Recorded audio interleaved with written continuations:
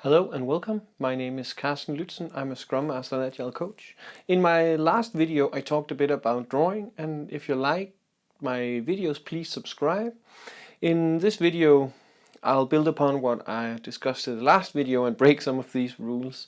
Because sometimes framing with a black border doesn't always make sense, or we can underline what we really want to get out of our flip chart by using some other things.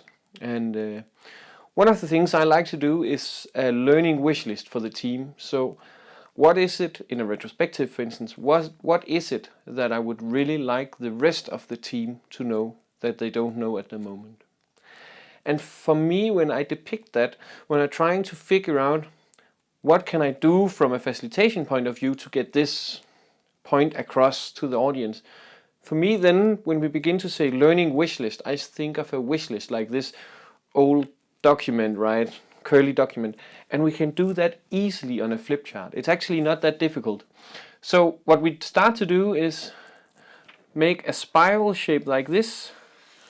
And then we just go all the way down. And then we have our paper curl up like this. Then we just draw the top of our paper. Top of the paper, and then maybe like this, and then the paper goes down, all the way down, and then we have this curly piece like that, and then because it's curly, then we can just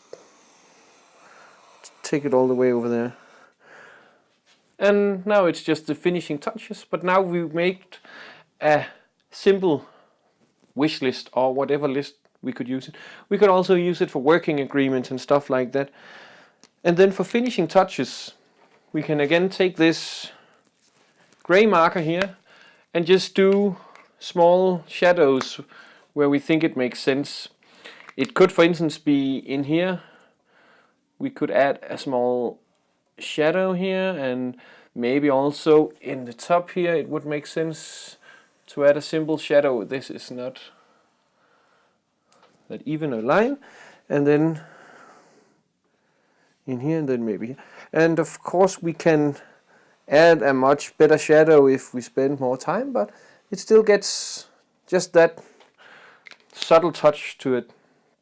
And then what I tend to do is color the entire thing yellow, but I won't do that now because that'll take some time. Then for the headline, we could do something like this. We could say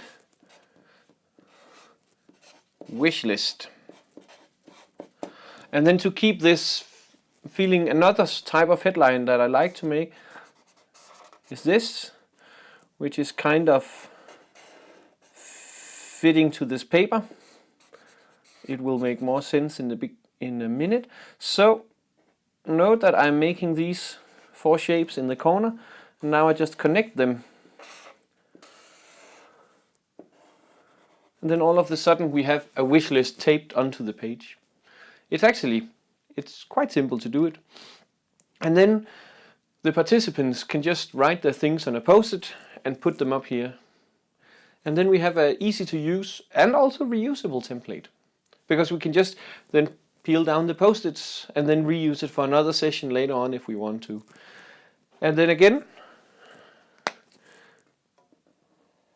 we can add a shadow just for some finishing touches, not strictly needed, but it adds a bit character to it.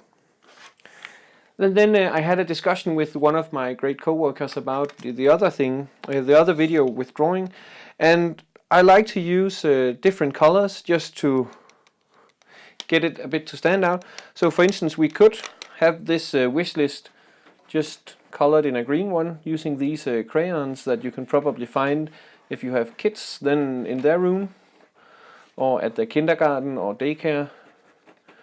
And then I tend to, just for the fun of it, make this tape-ish in some very bright colors to draw attention to this. And then with this in place, we could start making the entire thing yellow. That is another one of the templates I like to use quite a lot. And if I want to sign it, I'll usually just sign it in here, so just write CGL, so people know who to contact and ask questions if they have questions about this template. That was it from me this time. And if you have comments, feedback, just let me know, and please subscribe. That would be awesome.